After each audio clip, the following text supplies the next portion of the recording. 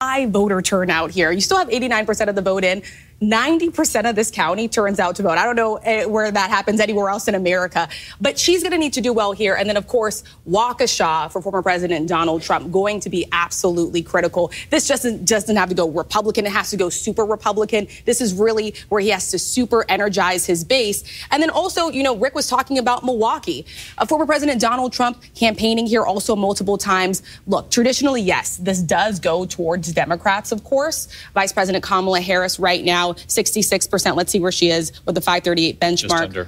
Just under that right now. But former President Donald Trump, Waukesha is where he earns the most votes, 2016, 2020. The second highest for him is Milwaukee. So he still has to run up the score in Milwaukee in order to do well. All right, this is the key number at this hour. 6,500 votes between them. Donald Trump leading in Wisconsin tonight. We're going to keep our eye on all three of these states, Wisconsin, Michigan, Pennsylvania. Don't go away. We'll dive into these numbers even more right after the break.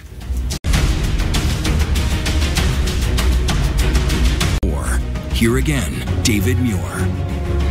Welcome back to ABC News Live coverage of election night here. We do want to call another state, Kansas. The 6 electoral votes of Kansas will go to former President Donald Trump.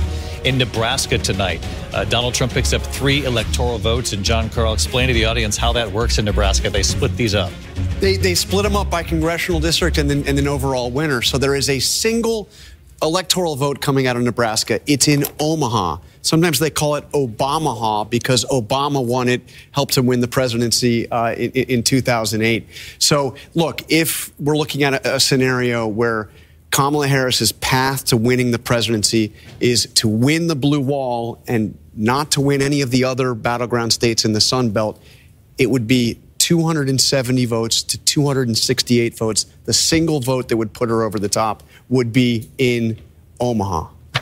It would be that split electoral vote in the state of Nebraska. Of course, we got a long way to go tonight before we get to that point. But that's why Republicans tried to change the rules in Nebraska. Lindsey Graham made a trip all the way out to Nebraska to try to convince this election cycle. Yes, this election cycle. Donald Trump got involved. He called some of the state legislators to try to get them to change the rules there. They didn't change the rules, and that could be a very pivotal single electoral vote. Could be. But it's early. It's early. We got a long way to go. So let's go back to some of these Senate races. We want to call a few more races here. In New Jersey, we can call the Senate race now for the Democrat.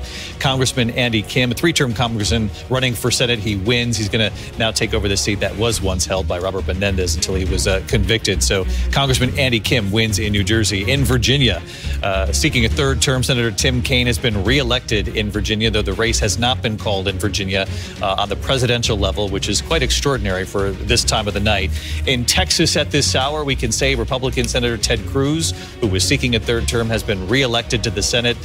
He'd been challenged by Congressman Colin Allred, of course, former Baylor University Tennessee Titans football player, a 3-term congressman himself. He had campaigned on so many issues, reproductive rights, one of them. Lindsay, you interviewed him in just the last week or two, and the Democrats really thought he had some prospects there. They were putting some late money into the campaign. As you know, David, football is a little bit more of a popular pastime in Texas than politics is. And Colin Allred really staked a lot on that. Even his campaign ads really started on the football field, ended on the football field. He talked about how he'd taken down a lot tougher opponents than Ted Cruz before. But look, this really was an uphill battle for him. It's been 30 years to Election Day when a Democrat was able to win a statewide position in the state of Texas. And so really, this was a fierce, it shouldn't have been really when you think about it, but Ted Cruz has a pretty high unpopularity rate in the state of Texas. But for Colin Allred, this is really a disappointment. He actually thought that he was going to be able to do it. And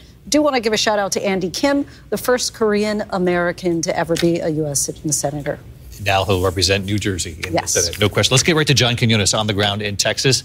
John, what do you make of the news?